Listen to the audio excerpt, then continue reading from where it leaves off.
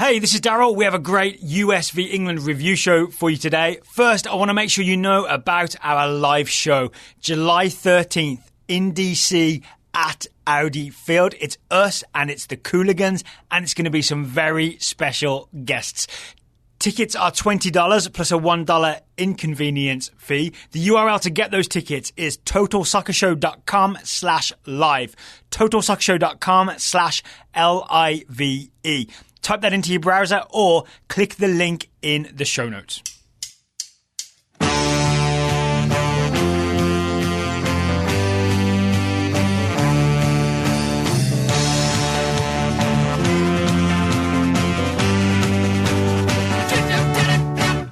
Hello and welcome to the Total Soccer Show. My name is Daryl Grove and I'm joined by a man who loves to sip on his cup of tea with his little pinky finger out. His name is Taylor Rockwell. Hello. Because if you don't have the pinky out, it's not dignified. Hey, buddy, how you doing? Hello. Mm-hmm. Is it weird that I enjoyed Alex Morgan's celebration? Apparently, since at least one person of the English media was not pleased about it. Yeah, I'm actually not sure who that was. She was on Bein Sports. Yeah. But I loved it because it was like, choose to celebrate however you want. You can celebrate you scored the goal, but I just don't think you should celebrate that way. Exactly.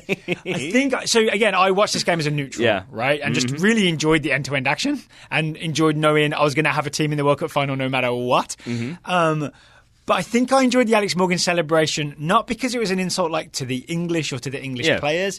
I think it's because the tabloids went after her. Shot at the Daily Mail. A little bit. It's a shot back at the Daily Mail. Yeah, it is. Right? Tiny teacup-sized shot fired at the Daily Mail. I loved it. Yeah. I loved it. Yeah, because it definitely wasn't a shot at England. It wasn't mocking the English players or anything like that. It was definitely just making fun of, because she was one of the two. It was her and Megan Rapinoe who were depicted as being arrogant or whatever. I can't remember which paper it was, but I'm pretty confident it was the Daily Mail. It was them or the Sun, probably. They have a distinctive font. Mm-hmm. Yeah. Okay. Garbage. It's garbage. Just font. different garbage cans. It's the xenophobic font. You have to order it special from Microsoft. Oh, anyway, should we get on with the game? I don't think you order the xenophobic font from Microsoft. Adobe? Sure, I guess.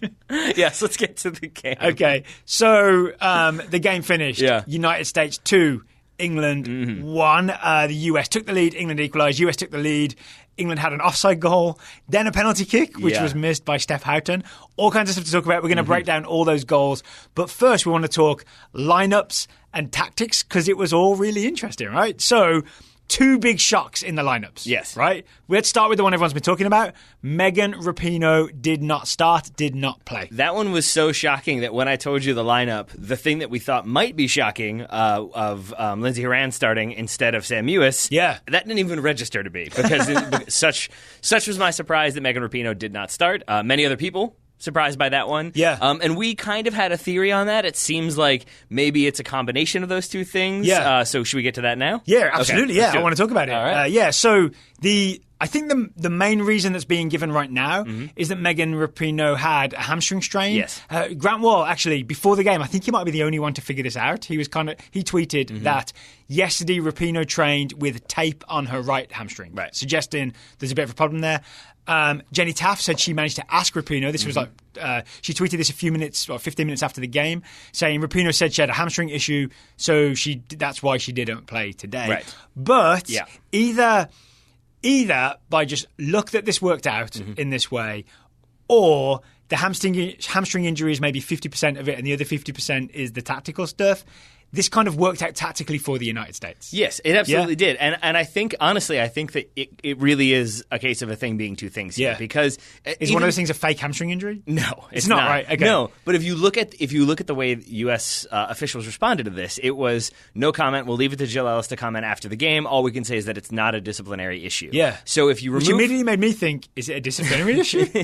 I mean, I think that you'd have to be a little more obvious about because Megan Rapinoe is not one to just sort of toe the line. If there's a thing that she is being punished for, she's going to talk about it. Yeah, and we would know about it, right? Yeah. But I guess what I mean to say, though, is that it's either disciplinary issue, tactical decision, or injury. And if you're saying, well, it's definitely not a disciplinary issue, then it leaves two remaining. And I feel like it's probably some combination of the two, that maybe Jill Ellis was already concerned about the sort of lack of defense on that left side if Rapinoe started, because as we talked about, she stayed higher up against France, and that worked out well. Against England, the England we thought we would see. I don't know if that would have worked, and so maybe it was already in her mind to bring Kristen Press in, who is, by all accounts, one of the fittest and fastest players on the U.S. national team. And bestest. Yeah, I mean, today. Yeah. So I think maybe that was already like on Jill Ellis's mind, and then when Megan Rapinoe says like I've got like a slight I could probably go, like she probably could have gone. I would be my guess. But yes, that's mine too. That she could go, but she's not fully fit, and maybe it's not a good setup for her anyway. And if she maybe we go Kristen Press. Exactly. Yeah. Sorry, I stepped on that one, but that's the key thing, right? Because if it's already maybe not necessarily a good fit, and now you're getting her at even in like 5% reduced speed, that's even more of a concern. Because it's all about the threat of Lucy Bronze overlapping from right back. Right, she's one of the fastest, one of the best players in the tournament. She's really, really dangerous. And like we saw against France, Rapinoe stayed high. Tobin Heath did the defensive work on the other side. It had to be the other way around this time. Yep. And then you're not getting the best out of Megan Rapinoe, asking her to track back against someone who's maybe faster and stronger than her. And you're just not getting the best of Rapinoe, and you're giving more opportunity to Lucy Bronze. Right? Exactly. And especially when she's injured. But but Kristen Press worked because she has the pace to keep up with Lucy Bronze and the pace to exploit the space Bronze leaves behind. And she scored the first goal after 10 minutes. So it really did work out. Yeah, and before we get to that goal, I want to I've got more tactical things I want to talk about before we get into the goals. Because I also want to go back to Lindsey Horan starting as well. Yes. Because she started on like the left side of that midfield three in a 4-3-3. And if you go back and watch this, she consistently is also shifting over to that side where Kristen Press is and Crystal Dunn. And suddenly an area of vulnerability or potential vulnerability for the United States that England maybe wanted to attack, the U.S. already has 3 players sitting there waiting to defend that space, and it makes it harder for England to find a way through. And on the flip side, I think Phil Neville got this wrong with his selection. I agree. Can I say one more thing about Lindsey Horan being out wide? Because it factors into this sort of.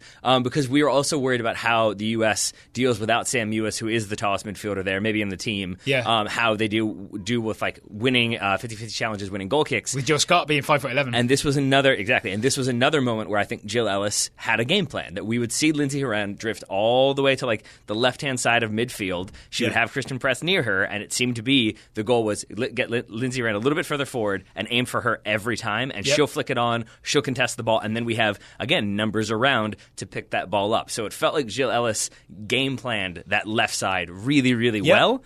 And I think maybe Phil Neville thought she might do that and tried to adjust, but even his adjustments didn't make as much sense as we thought they would. I mean, so Jill Ellis outcoached Phil Neville here, right? It's almost as if the 2015 World Cup winning coach knows what she's doing. I'm going to say it again. I've said it a lot. 100% agree. Yep. All right.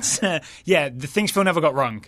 What's been working for England, their major threat this whole tournament has been Lucy Bronze overlapping from right back, combining with Nikita Parris. They were really developing a sort of really good understanding and partnership, and they switch this way and that way, and it all really works.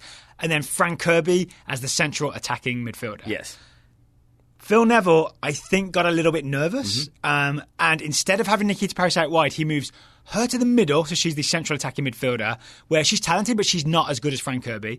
Drops Frank Kirby, and this is some Frank Kirby injury that I don't know about, but she looked fine when she came on. She came on the 58th, I think. So, she wasn't that hurt. So, Nikita Parris in the middle, Frank Kirby dropped, and then Rachel Daly, who is essentially a right back, for the most part, right? Playing on the right wing. Daly didn't have a terrible game, but it seemed like Neville had tried to shore up that right side by almost saying, we'll have a more defensive player play wide right in Rachel Daly, and we'll let Lucy Bronze overlap from there. But he just broke apart the partnership that was working and removed Frank Kirby. This whole thing was, I think, a maybe overthought type move from Phil Neville that absolutely did not pay off for England. Yeah, and I mean, like, I know that we, the media, are not like always the best way to like judge these decisions, at least in the moment. But it is telling to me that when we saw these starting lineups, you and I thought, oh, okay, so it's going to be Daly at right back, Lucy Bronze goes to center midfield, right? Yeah. Then suddenly it's being talked about like, no, Lucy Bronze is definitely going to play right back. I think Fox had it as Rachel Daly as the left midfielder, Lucy Bronze as the right back. No one knew where she was going to go, did they? But that is telling right there. Yes. That it sort of is like, well, hold on, now this doesn't make sense. You wouldn't move Nikita Parris out of right wing, so he must be doing something else. She's not like she's a number 10 and she just gets forced onto the right wing. She plays right wing for Manchester. She played right wing for Man City. She'll play right wing for Lyon. She's played right wing for England throughout this tournament. Moving her to the centre, she's just not as good as she's on the right wing, and she's not as good as Frank Kirby at that job. Right. So I'm sure there was some method to this, but I don't really know what it was, because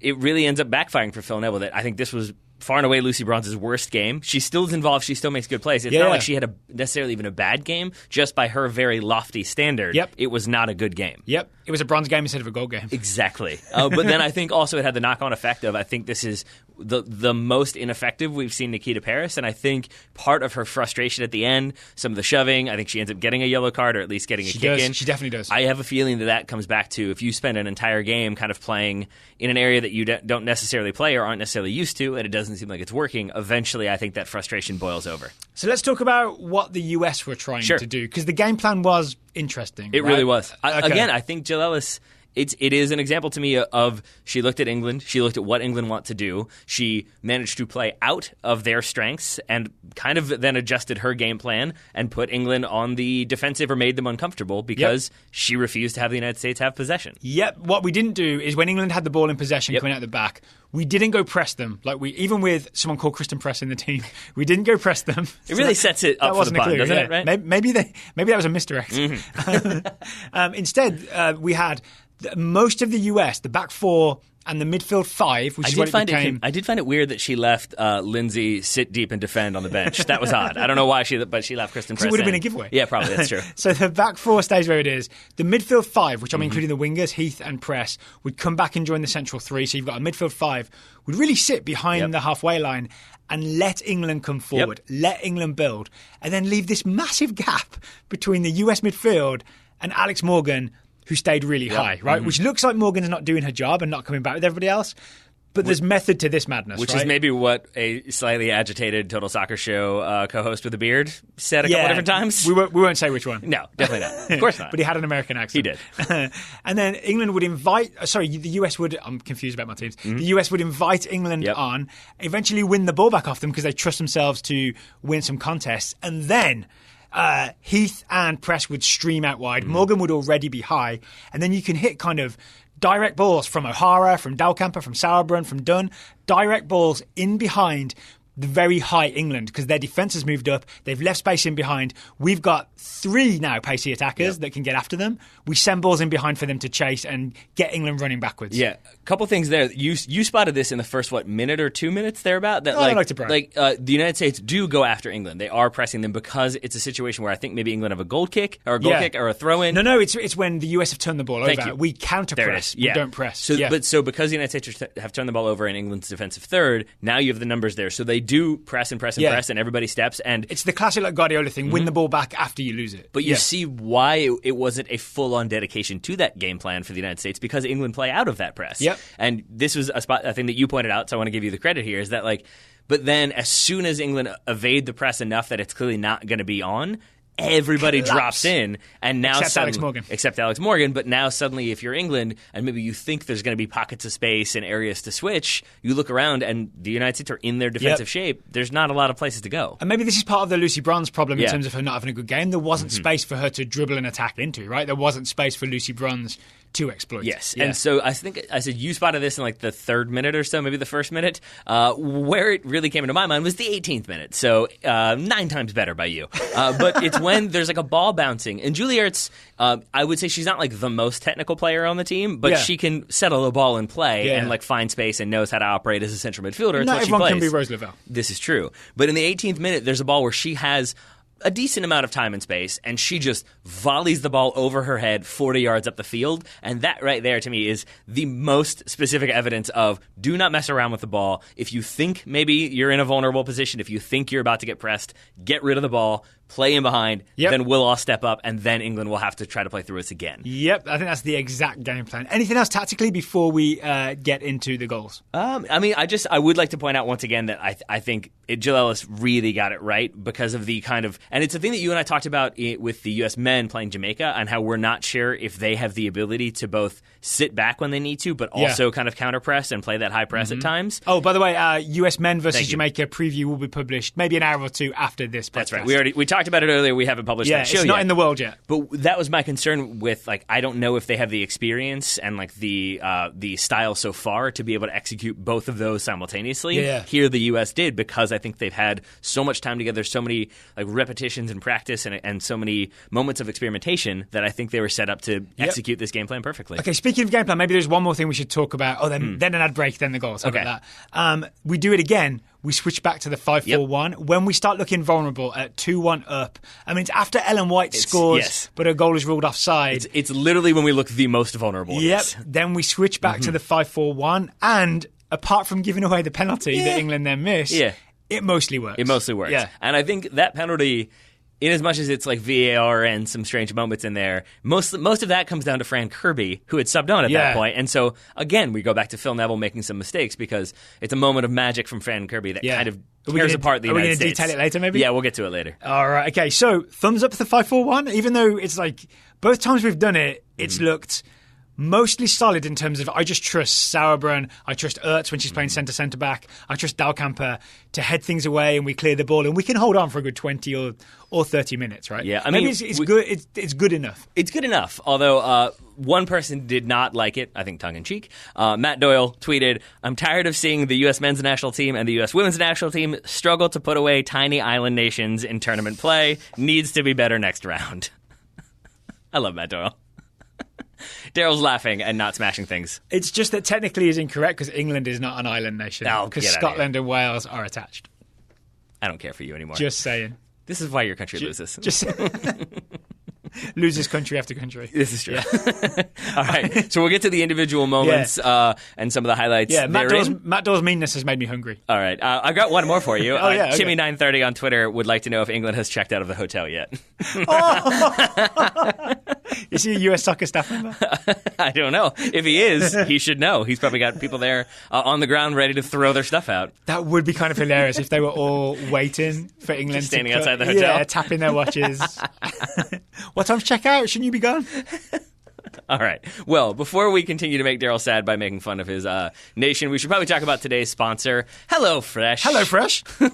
Oh, I thought you were saying hello to me. HelloFresh is a meal kit delivery service that shops, plans, and delivers step-by-step recipes and pre-measured ingredients so you can just cook, eat, and enjoy. That's right. HelloFresh does all the meal planning, the shopping, the prepping, so you can focus on a healthier you and a happier family. So say you've got like the U.S. women's game on today or maybe the final, but you're like preparing a meal at the time. You don't want to have to do all these different steps and kind of think independently. Like you don't want to have to put in like creative thought to a thing while you're trying to pay attention to a game. But if you've got like a step-by-step instruction, pictures to help you go along, you're fine. You don't even need to think. Even I can follow it. I hate following instructions. No one tells me what to do. I know you do. I follow HelloFresh instructions because I trust them. All meals come together in 30 minutes max, call for fewer than 2 pots and pans, and require minimal cleanup. Again, you don't have to spend time scrubbing a whole bunch of pots and pans and get missing important moments, wondering, wait, hold on, why was that a penalty? Why wasn't that a goal? Did offside happen? I don't get it. HelloFresh makes it nice and easy so you can focus on the important things in life. There are also plenty of different plans you can try. You can do the veggie plan or the meat plan or the meat and veggie plan and all kinds of tasty, delicious recipes. Did you say the meat plan? There's no meat plan? I think there's a classic plan. I don't think it's okay. If you're a carnivore. I call it the meat plan. It's a hamburger in between like 2 chicken breasts. That's the extra That's the bread, plan. yes. To be clear, that is not on the recipe. It is not. If you go to the website, though, you can look at the menus, and here are some of the things you will find. What you got? Figgy balsamic pork with roasted green beans and rosemary potatoes. If I ate pork, I'd be eating that. I'd eat everything else underneath it. Yeah. Rosemary potatoes for the win. My brother's nickname is Figgy, so I'm conflicted about that one. Oh, so this is more like a and I've also been watching the Hannibal TV series, so now I don't know what to think anymore. Or how about chicken cheddar fajitas with bell pepper, lime crema, and pickled jalapeno? That sounds easier and less like cannibalism. So yeah, I'll go with that one. More on the vegetarian end, Tunisian stuffed peppers with chickpeas, apricots, and feta cheese. I love a stuffed pepper. I would eat that. And the last one I'll mention, because otherwise it's just me listing recipes, roasted veggie farro bowls with marinated cranberries and salsa verde. I'm going to tell you something you probably didn't know, Daryl. Tunisian. It means it's from Tunisia. It's a country. Oh, yeah, you're welcome. Thank you. And you listeners are welcome because you can get $80 off your first month of HelloFresh by Daryl shaking his head by going to HelloFresh.com/TSS80 and entering the promo code TSS80.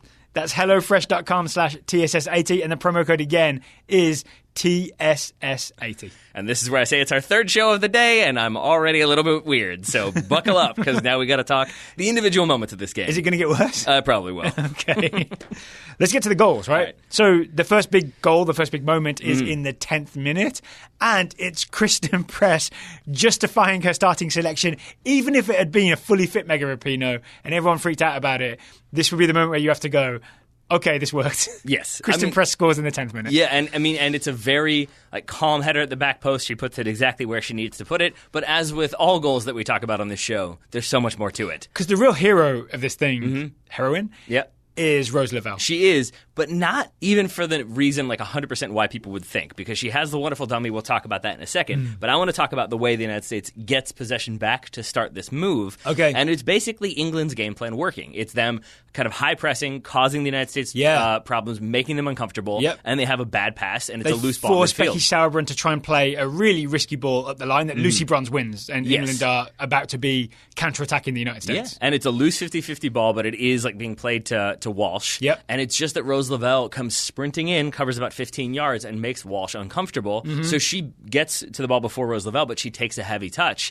If Rose Lavelle doesn't cover that ground, doesn't make that defensive play, Walsh has time to kind of settle the ball, pick her head up, find opportunities, which is how England are able to find their equalizers, because Walsh has time on the ball. So that little bit of effort from Rose Lavelle not only wins the ball back for the United States, but potentially prevents England from getting a great attack going. It's interesting, right? Because this is not what we associate with Rose Lavelle. We think step-overs, we think the dummy that she does, we think the dribbling, we think the passing. I always think she's the weakest link in terms of defending in central midfield, and yet maybe she's the weakest link, but the weakest link was strong enough to win the ball back in the United States midfield. I can't believe how many times you just said the weakest link without trying to reference that show. I mean, honestly, I was trying to think of ways to reference it. The only way to reference it is to say you are the weakest link. Yeah, but it doesn't work, right? Yeah, because it's not goodbye. It's goodbye to the ball for England. Yeah. So Walsh, thank you for that setup. There you go. Walsh accidentally plays it to Kelly O'Hara. And O'Hara is then able to set Tobin Heath running down the right wing, right? Yeah, and this is, there were a few moments in this game where I kind of went back to my frustrations with Tobin Heath of you maybe didn't need to do that much. Maybe you could have done this one a little bit faster. And this is one where I think that is the case, that she goes at the English defense, it kind of doesn't work, and she ends up holding up. But I think she gets tackled, right, eventually? She gets tackled, but then keeps she the ball. Recovers exactly. The ball, yeah. But I think because it's Tobin Heath, and this is kind of what she brings, is that name threat almost. Yeah. You can see the English players all almost forming a wall, trying to prevent her from getting any closer to goal. They feel the Heath. But oh my God. How are you the one who's getting worse now? But what they then don't do is focus on other runs from U.S. players. So Kelly O'Hara starts making a very good run. She's wide. She's on the touchline. She makes a run down the channel. But I think, again, everyone's kind of fixated on Tobin Heath, and they want to prevent that threat first. O'Hara activated the invisibility cloak, right? She did. No one knew where she was. No one knew she was there because she was so far outside of the action, but still running down the right wing. I was just ready for another clunky pun, but instead, nothing. Don't put your hands up. I know there's more coming. Also important, Demi Stokes, the left back, because she steps to try and get involved in tackling Heath. I don't think she actually gets there, right? When she steps forward, Rose Lavelle runs in behind that into a really, really, really good spot. Yep, and so Tobin Heath then plays it into Rose Lavelle, and this is the moment of genius from Rose Lavelle, I think, because just standing there, she lets the ball go through her legs. It's a dummy, but it's an assisted dummy because it's into the path of Kelly O'Hara. Yeah. But if you're England and you think, okay, Rose Lavelle's going to get this ball, but back to goal, so we can kind of step to her, she's not going to be turning and going straight at the goal, but then suddenly ball's into space, and now you've got an overlapping run from Kelly O'Hara. Instead of thinking okay, we've got time, now you're all scrambling back and trying to drop and figure out where you are on the fly. So essentially the Lavelle dummy buys Kelly O'Hara lots of time to be able to, under no pressure, put in a really, really nice cross, right? Exactly. And honestly, I don't always love referring to men's teams. You talk about women's teams, but this type of move is exactly what Greg Berhalter would like the US men's national team to do. Right? Yeah. It's opening space, exploiting space to create crossing opportunities that are sort of uncontested. Yes. Yeah. And in this case, I guess the cross is somewhat contested, but not really. Is that a fair way to put this? It's half contested by Lucy Bronze. Yeah. So it's to the back post. For Kristen Press, who, in the build-up to this, Kristen Press has pulled wide to give the US width on the left side, right? Maybe she was expecting some sort of lateral ball. Maybe it's just to try and stretch England out. England don't get stretched out. The back four stays tight together, which means Lucy Bronze, stays in the box close to her centre-backs. But the problem is, when Kristen Press makes the run to the far post to be ready for the header, Lucy Bronze sees her, she checks, but she's still facing Kelly O'Hara. Right. So she has her back to Kristen Press. And even though she's checked and seen her once, she doesn't have eyes in the back of their head, so she can't track exactly where she's going to be, right? So when the cross actually arrives, Bronze is unaware of Press's precise location. Yeah. And so you can see in that moment the, like, I'm getting set to jump straight up in the air and win this header. She does the little crouch you do before you jump, right? And then realizes there's no chance I'm winning this ball. Yeah. And you can just see her kind of quickly turn and recognize this is not going to be good. Yep. And she is correct because Kristen Press puts in a great header, puts it in the net, 1-0 USA. Which is amazing because we spent a lot of time correctly, I'm not taking this as counter-evidence, but correctly praising Lucy Bronze's defending. Like, she's got great defensive instincts. But the US managed to put her in a position where she did the wrong thing. Yes, and I wish, and a person who did the right thing, I wish we had gotten a camera cut to Jill Ellis, because you know that she had to be pleased that the person she put in, that was probably, she knew was probably getting a lot of heat for on Twitter and wherever else, for her to score that goal, it's got to make you feel good. I think she has like a blue bird cut out that she just punches. I know I'm now making the mistake of thinking that the U.S. coach cares at all about what Twitter has to say, but whatever, I'm going with it. She may not even know what it is. She might not. We don't know. So we're all feeling good. Things seem like they're going great. I mean, I'm still feeling neutral. I've still got a team in the World Cup final. Now it's just going to be the U.S. I'm going to throw this out. Yeah. Daryl celebrated. Daryl was excited. There was you were enthusiastic about the Kristen Press goal. You celebrated the England goal. You were like, "Oh, Kristen Press," versus like Ellen White. Like you were enthusiastic. It meant that we got a game on, right? Because if this had finished with the US scoring 2 or 3 goals in the first half, then we've got a not exciting soccer game on our hands. When England equalised 9 minutes after Kristen Press scores, right, 19th minute, it really made me think, oh, this is the end-to-end game that I was hoping for. Entertain me, England and the US. Entertain me. I mean, and it's an example of the England game plan working, because what I was talking about before with Walsh having the ball and if she had time and space, but Rose Lavelle denies her of that. Here, Walsh is able to find space and time because the U.S. have dropped off the way we talked about how they were going to do.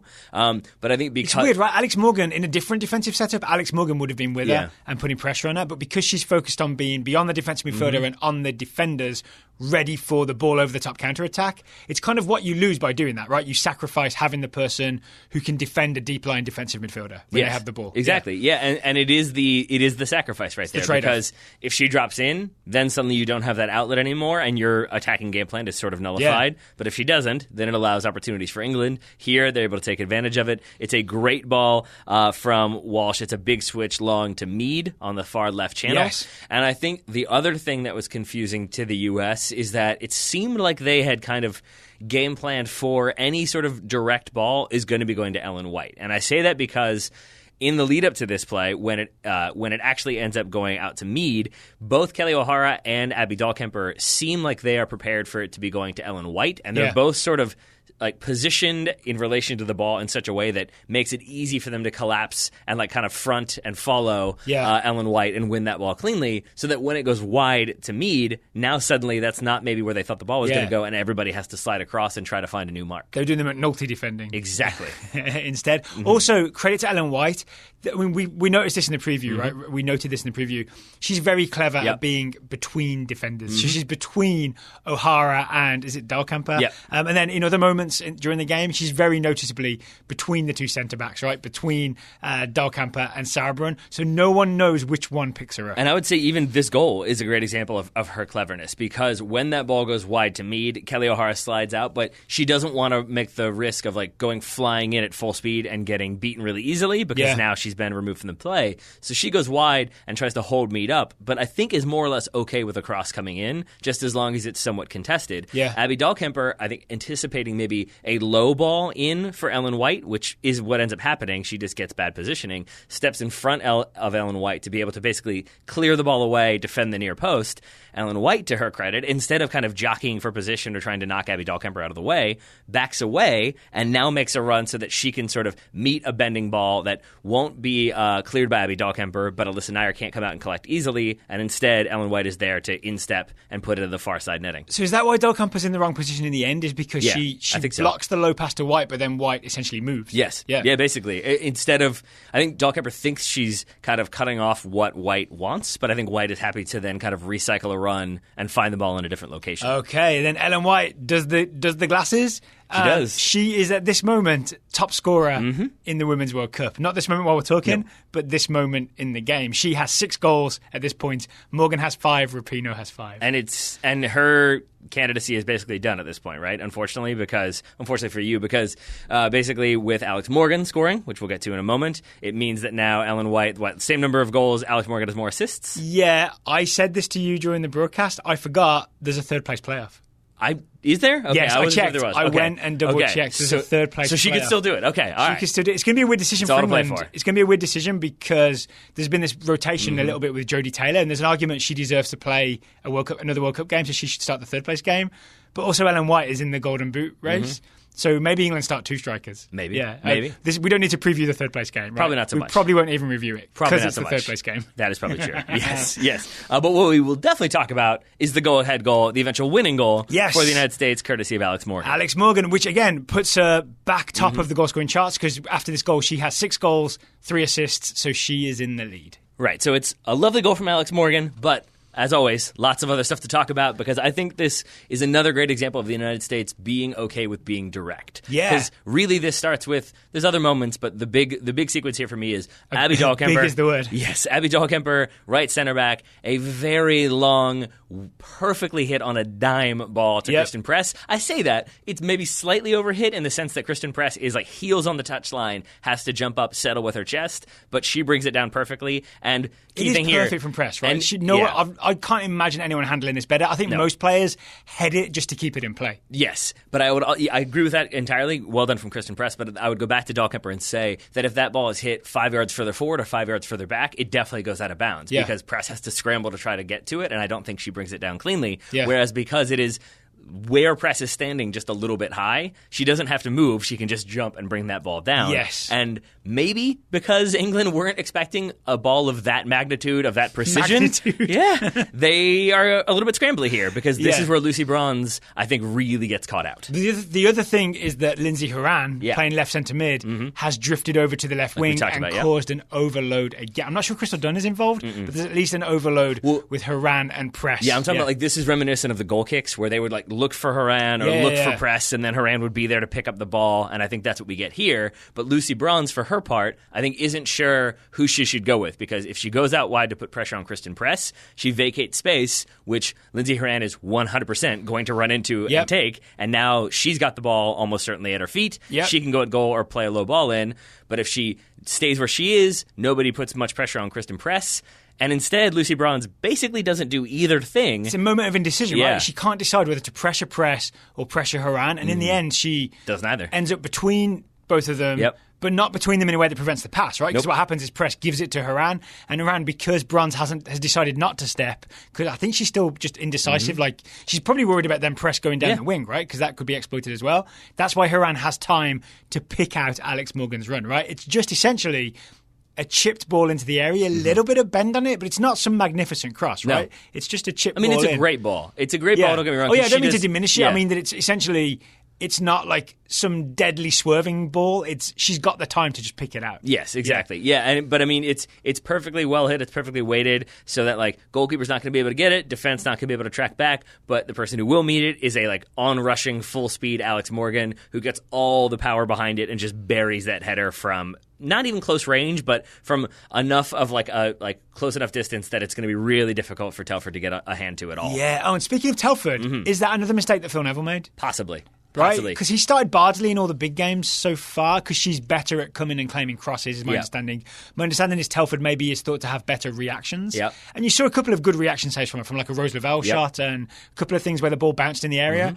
But in the end, the US scores from 2 crosses. Yeah. And I don't know that they were claimable crosses, but maybe Bardsley does better and makes some decisions. Or just commands the box a little bit more. With this Morgan one, doesn't Telford step off her line as if to come and claim it, and then she steps back, and then once you do that, you're in all kinds of the wrong position to save the header, right? So that may be the mistake there. Yeah, because even if like it's natural and completely understandable to take that step towards the ball, if you watch it, she's taken that step, but she's focused on her positioning where she needs to be, and she isn't directing traffic. She's not communicating. She's not kind of letting anybody know anything. I just wonder if Bardsley's there if she has a bit more like, hey, someone needs to step to Lindsey Horan, for example, Yeah, or maybe yeah. to Kristen Press, or hey, watch that ball. Just a bit more familiarity. Maybe there's a bit more communication as a result. Yep. All right. Still plenty to talk about in this Indeed. game. We're only in the 31st minute here. Yikes. It's 2-1 to the United States. But first, today's show is sponsored by Grip 6 belts. The US tightened up towards the end of this game. Grip 6 will tighten up and keep your pants up. It will. I'm wearing my Grip 6 belt right now. When you spend an entire summer in a small room, like basically watching soccer all day and eating meals in between, your weight can fluctuate a little bit. That's what I found, because then we'll have sometimes when we have evenings and afternoons off where I can then go for a run and get a little bit of exercise, and then I can tighten the belt up a little bit. But then maybe there are other days when we are in here and we have like breakfast, lunch, and dinner in the office. Maybe that belt needs to be loosened up a little bit. And here's one of the really great things about Grip 6 belts. With the normal buckle and holes thing that you have to do? I hate it. There's only the distance between the holes in your belt. Yep. That's all you're allowed, right? That's the only changes you're allowed to make. With Grip 6 belts, because it's the badger teeth gripping the webbing, you can make tiny, tiny adjustments, right? You can do never thought about that. fine margin adjustments as your weight fluctuates as you eat Mexican food from across the street. First of all, you should do that because that place across the street is perfect. Yeah. But you're absolutely right, though, that I never thought about that. How dropping a belt like a loop size or having to go like further back in the loop, it's a huge bummer, and not always necessarily your fault. You get bigger throughout the day, and then you get skinny at night. So when you wake up with your Grip 6 belt, maybe you've got a bit more of a gap. Yeah. But in between, you can just kind of have like little incremental adjustments, so it doesn't have to be a whole big thing. Because when you it's like slightly too tight for you to be comfortable, but then you have to drop to the next loop, and suddenly I don't your know pants fall that down. because I wear a Grip 6 belt. Exactly. I don't even know these things anymore.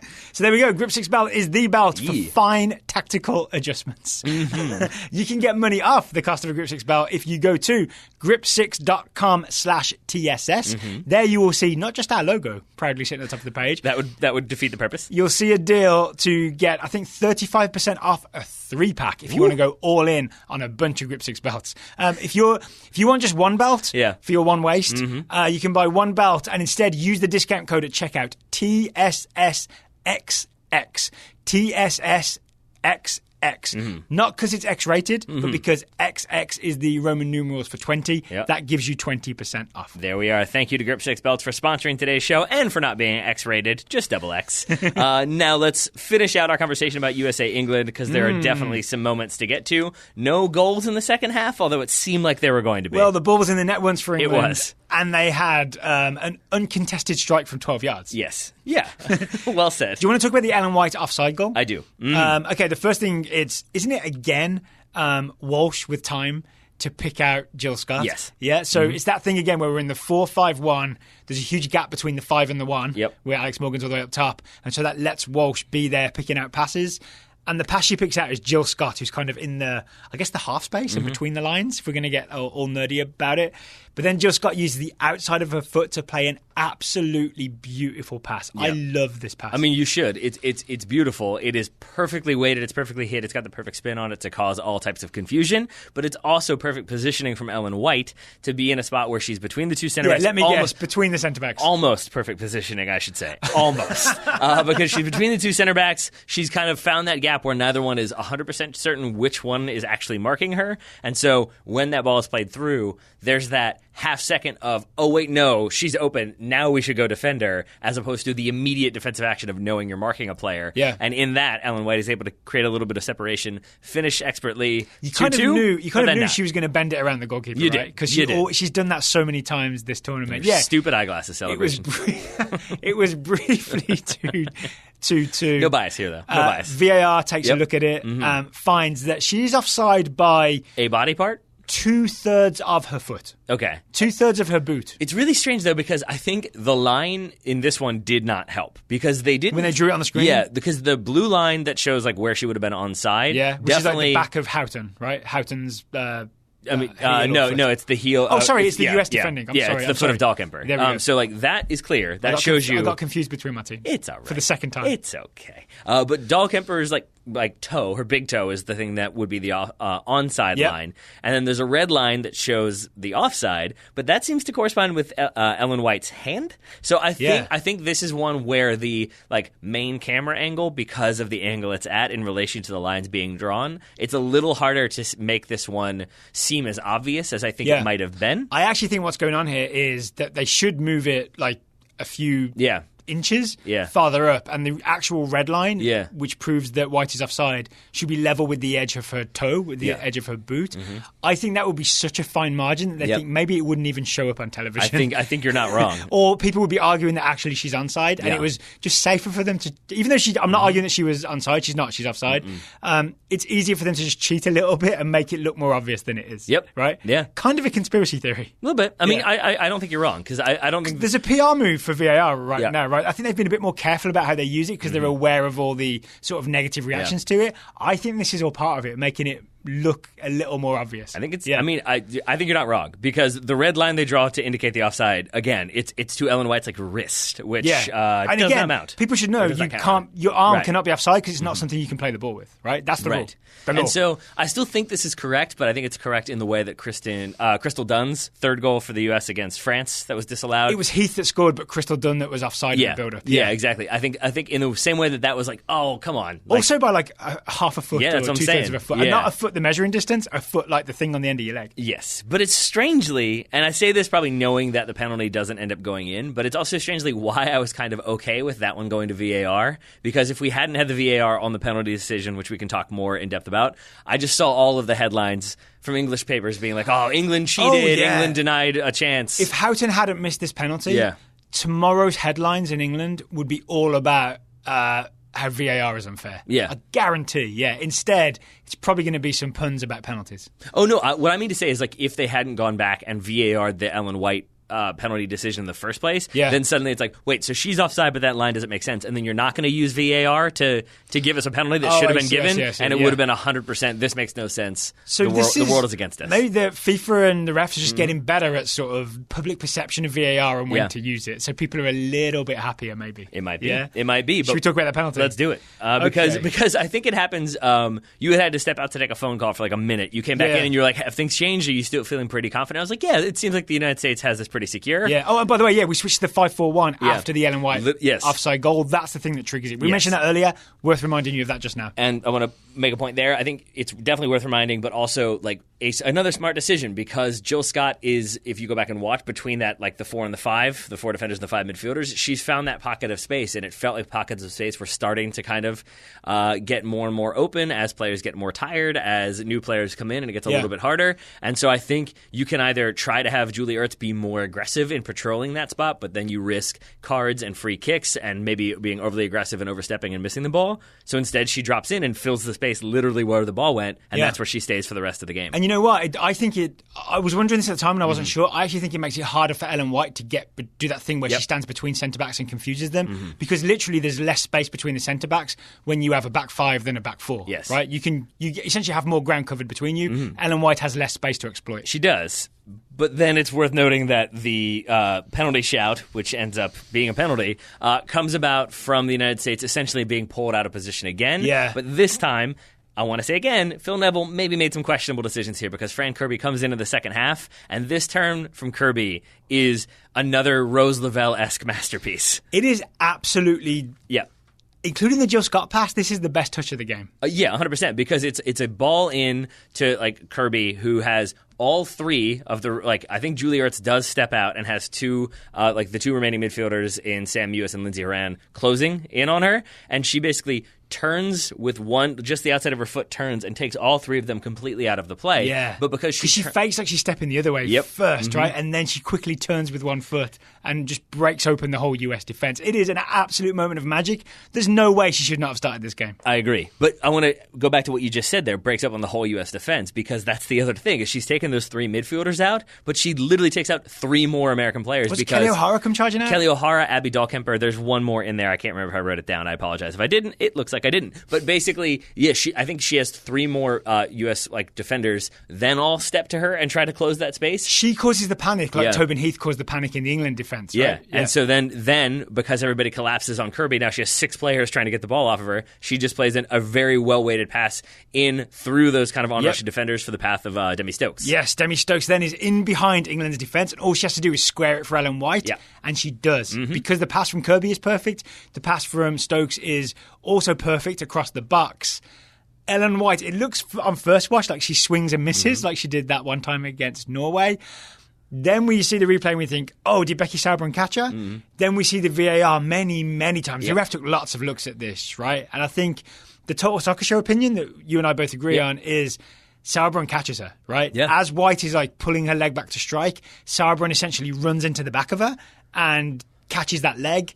And therefore, that's a foul. There's a debate about, like, does Sauerbrunn run into her, or does Ellen White pulling the leg back to then follow through, does she then make contact with Becky Sauerbrunn? And I think where I am on it is that it doesn't really matter because... And even if it did, it would have to be Sauerbrunn standing still for that to be not a foul. Yeah, but it's also the case that I think Becky Sauerbrunn, once this ball is very clearly going to be coming in from Demi Stokes, I think Sauerbrunn realizes I'm not going to be able to get goal side and kind of cut this pass out. So she changes her angle of pursuit and I think tries to go to the opposite side of Ellen White to then put maybe a block in if she goes for like the deflected pass back across goal or there's like flicked on shot to the far side netting, then Sauerbrunn could be there. But because she jumps basically from White's left, it's like behind White on the left to behind White on the right, when that foot comes through, Sauerbrunn wasn't there, then she's there, so she's got to put herself in a position for that contact to occur. So I think it's correctly given. Yeah, and it's one of those things that you might think is soft, but that's a foul, and it's in the box, and it's a penalty kick, right? And now that we have VAR, there's no like, it was a soft foul, so maybe it's not a penalty. That is not the way it works anymore. So if you're arguing that, you're arguing pre-June 2019. Yes, you are, right? Yes, but again, worth noting. Then you've got what the dog so changes. Are we talking about that so too? she also can't get a red card for that. You can only get a yellow card for a foul in the box because it's not, what's the word? Double jeopardy, right? It can't be double jeopardy where you concede a penalty and get sent off, which is good for us because it means Becky Sauerbrunn's not suspended for the final. Thankfully for that. But it also means that Steph Houghton stepped up, which we were, I would say, not surprised by as much as I was terrified because Steph Houghton scored the indirect free kick against the U.S. in the She Believes Cup, scored the indirect free kick against Cameroon in this World Cup. Seems like she can hit a ball. Seems like she can hit a set piece. I thought for all the world this ball was going in the back of the net. And then I jokingly tweeted later on maybe it needed to be an indirect penalty for her to score it because she gets this one. She could have had someone step up and like square it for her. I mean, we've seen teams try to do that, right? Like, didn't Barcelona do that where instead of shooting, Messi just laid it behind him and then somebody ran through and smashed it? I think you have to play it forward. Oh, yeah, maybe he played it forward slightly. But there's a famous Johan Cruyff thing where he does it, right? You run up to it, but then you just touch it for someone else to run on. Goalkeeper comes out, you square it back, and then Johan Cruyff scores. Could have gone for it, England. Instead, Steph Houghton really telegraphs what she's doing here. Because we've talked about this before, that in order to put it, if you are taking it with your right foot and you want to put it into to the keeper's left, you basically have to open up your hips. It usually requires, unless your pursuit angle of approach is very, very severe, you basically have to run up, instep it, and open up your hips so it's clear that you're going to the far corner. In this case, but you don't make it clear till the last minute. Right. The plan. That's the idea. Here, Steph Houghton, from the moment she approaches this ball, makes it clear it's going to Alyssa Nayer's right. Closed hips. The whole way. But the way she's leaning, she's already leaning to the left when she takes it, which means to me that she's putting it, leaning but over the ball. She's definitely trying to get her knee over it to put it back across herself, but low, the way Megan Rapinoe hit against Spain. So I think she very clearly telegraphs this. It's still a great save from Alyssa Nayer, who not just saves it, but holds it. And then when mobbed by teammates, tells everyone to go away, basically. Go forward, go. I love that they all listen to her as well. Yes, exactly. They all scatter.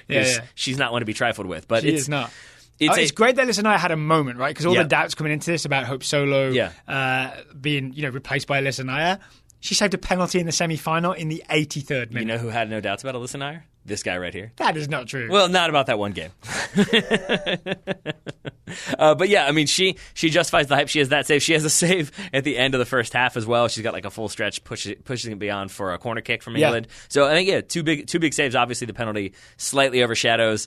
The other thing that I want to go back to, because Phil Neville is Phil Neville, I saw afterwards there was a question about why didn't Nikita Paris take this penalty. I think she was the taker in the earlier games. England had missed 2 already, I think, though. And Did Nikita Paris miss one? I think she did. Right? So Phil Neville stepped up and made it clear that it was his choice. Just kidding. No, he didn't. He said it was a team decision. It was a team decision as to Steph Houghton taking the penalty. Interesting. Maybe that's true. Maybe he's just trying to avoid responsibility. Maybe he is. But you know what's not a maybe? That the United States, I think you made this point as well, best team in the world at seeing out the final few minutes. I really think this is true. Yep. I absolutely think this is true. Every time the US got the ball, pretty much after this penalty, right, they would very deliberately go to the corner, have someone like Alex Morgan stand on the ball, just invite you to... She'd move the ball with the top of her foot, a bit of futsal, soul rolling, invite you to try and tackle her and concede either a foul or a throw-in.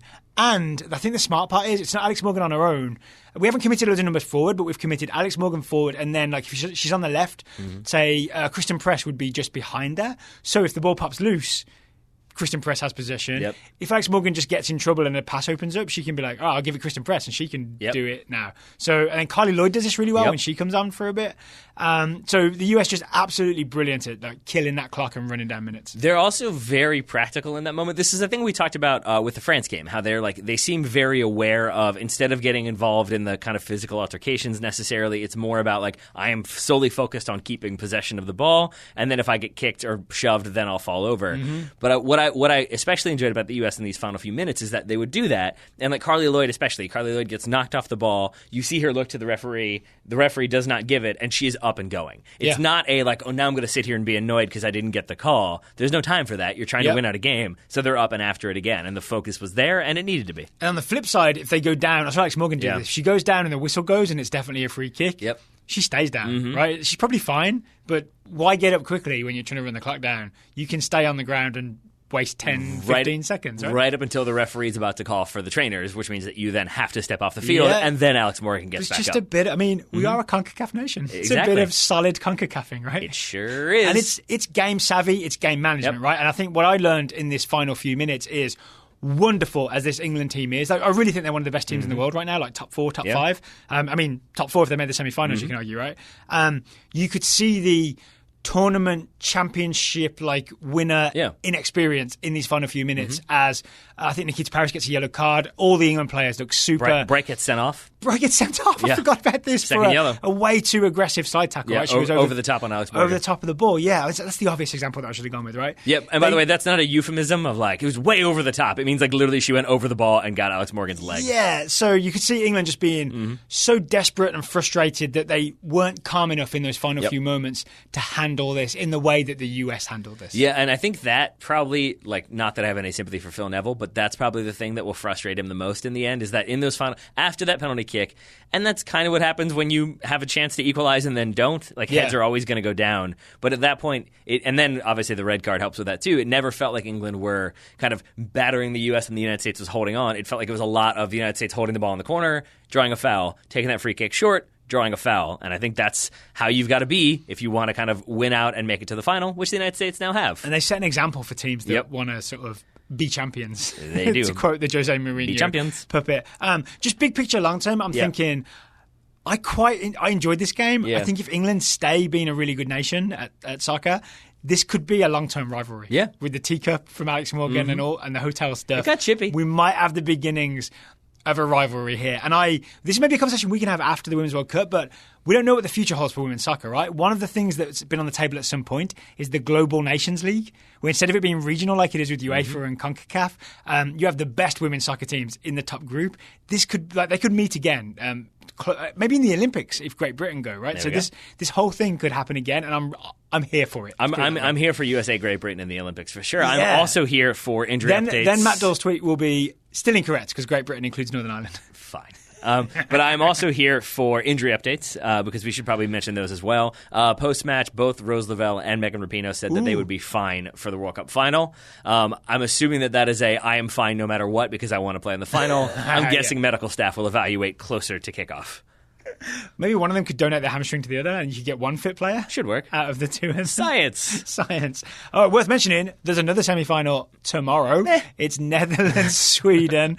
I don't think I'll be able to watch it with you because doing chemotherapy, but I think you'll be having a guest on to talk about that game and maybe this game again. We'll see. Ideally, yeah. Nothing's in the books just yet. The US's next game, we know, is Sunday, right? Sunday, July 7th, the World Cup final for the third time in a row. There we go. Let that sink in. America. 2011, 2015, 2019, we'll be there again. Coiloid's going to get that hat trick this time. Did she get one against Japan? She's going to get another one this time. Are you ready to wrap up? I think I am. All right. And I will say, Taylor Rockwell, thank you for taking the time to talk to me a lot today. Right back at you, buddy. Listeners, thank you for listening. We will have the US-Jamaica Gold Cup semi-final preview out for you later this evening.